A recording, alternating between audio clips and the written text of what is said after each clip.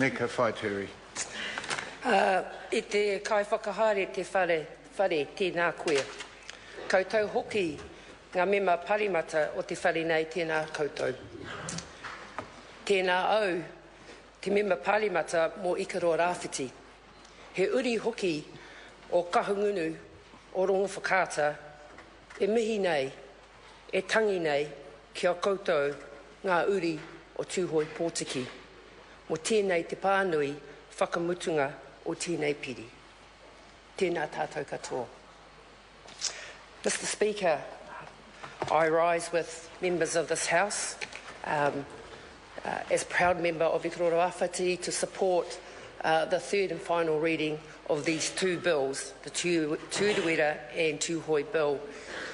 And it probably, on the previous speaker, significant, particularly for this House, in attempting to correct a historic wrong of what's occurred to the people of Tuhoe. And today's passage and what's contained in the bill will never replace what was taken from the people of Tuhoe. So I stand in acknowledgement of what has occurred to you and the atrocities that you have and your uri have faced through the actions of the Crown. And this passing of these two bills is an acknowledgement of what has occurred, but it's also an acknowledgement and statement of commitment to the future of Ngai Tuhoe. And like my colleague Naya Mahuta has said, the history or the development of Tuhoe would definitely rest in your hands. So I stand and acknowledge those that have gone, those are no longer with us. I acknowledge our koe and kaumātua who have travelled here and joined us in the House, and to the many uri that are listening at home and watching this third and final reading of your bill. Mr. Speaker, today, in reflecting on this significant day, brings up many emotions. Some may be celebratory, that's a good day. Some may be tinged with sadness. Some may be with just sheer relief. Some may be with hopes and aspirations that have not been quite rightly achieved. But, Mr. Speaker, like all third readings of treaty bills, there's always hope that tomorrow will bring a better day and a future will bring a better light, particularly for our tamariki and mokopuna of Ngai Tuhoe. So, Mr. Speaker, I do want to add to those that have gone previously in acknowledging Ngai Tuhoe, particularly Tamati Kruger and Christy Luke, the trustees of your negotiating team, and the support of the kaumātua and people of Ngai Tuhoe that have supported your negotiations, your commitment to bringing us to today's important period.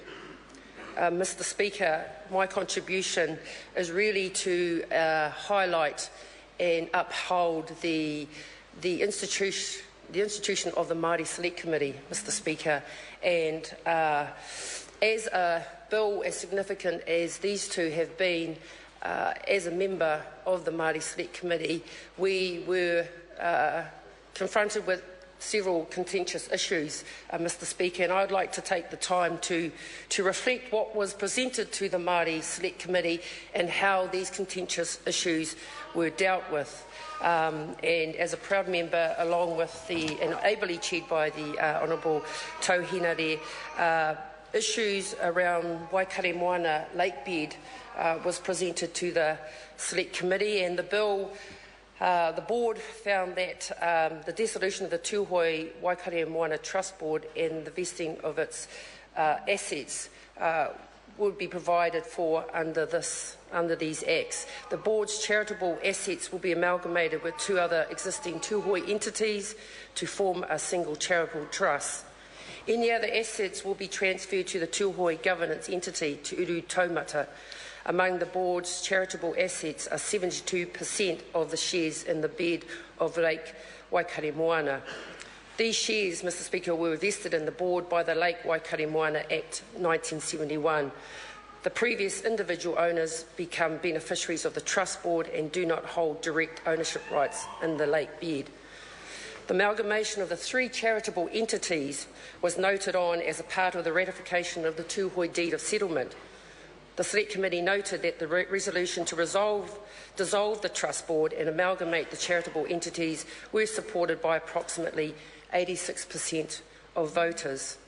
Lake Waikaremoana, Mr Speaker, will not become part of Urewera but remain separate, with a continuing obligation for the Crown under the lease to manage it in accordance with the National Parks Act 1980.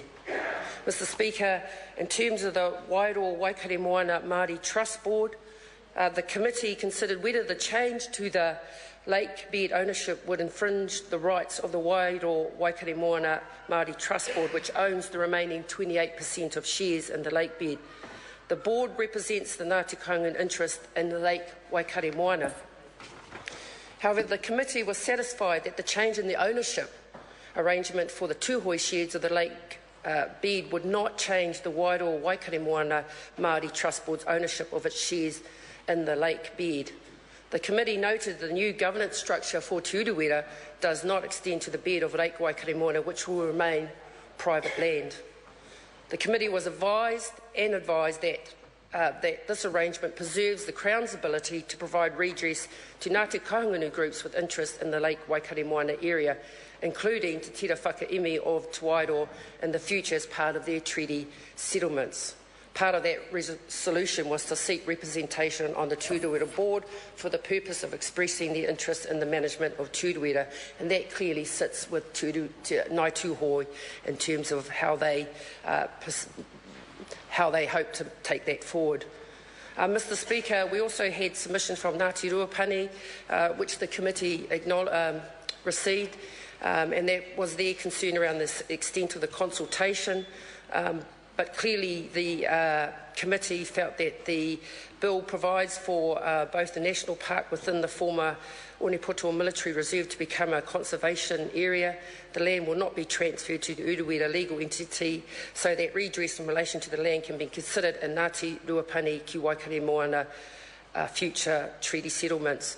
So, Mr Speaker, I'm raising these issues because they were presented to the Māori Select Committee, and the committee felt that they were ably addressed without impinging the passing of these 2 important bills.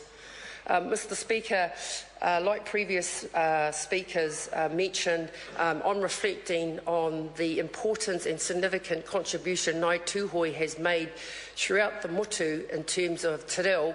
It made me think about my own connection, albeit small, with Ngāi Tuhoe, and I too was ably tutored by Pou Temara at my time at Victoria University. A former friend of our family, no longer with us, Roger Tuki, who went to Te Aute with my older brothers, was another friend of the family that got me to visit Tuhoe. And of course, in previous contributions to the passing of this bill, I acknowledged the contribution of Ngāi Tuhoe in the education of my 2 sons, currently at Lindisfarne, who wouldn't have been able to attend that college without the Te Whaiti scholarship. And so I stand again to acknowledge Ngāi Tahu's contribution across the motu, but particularly for me on a personal note, through the abling of the education of my 2 sons.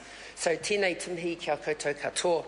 Mr Speaker, in closing, I too want to acknowledge the work of the Honourable Chris Finlinson for the passage of this important bill, to my colleague and whanaunga, the Honourable Tau Hinare, my Māori Select Committee members, in the work that we've done to ensure that this passage of this bill has been completed. Of course, we wouldn't get there without the officials, and I do want to acknowledge them. So, Mr Speaker, in closing, o te rā, ka whakakapi au I te reo Māori, ko tēnei te wiki o te reo Māori, nō reira whakanuia tō tātou reo rangatira. Ko Tuhoe he iwi kai arahi I te reo, mō tātou katoa. Kia ora, nō reira, tēnā tātou katoa. Catherine Delahunty. Tēnā koe, Mr.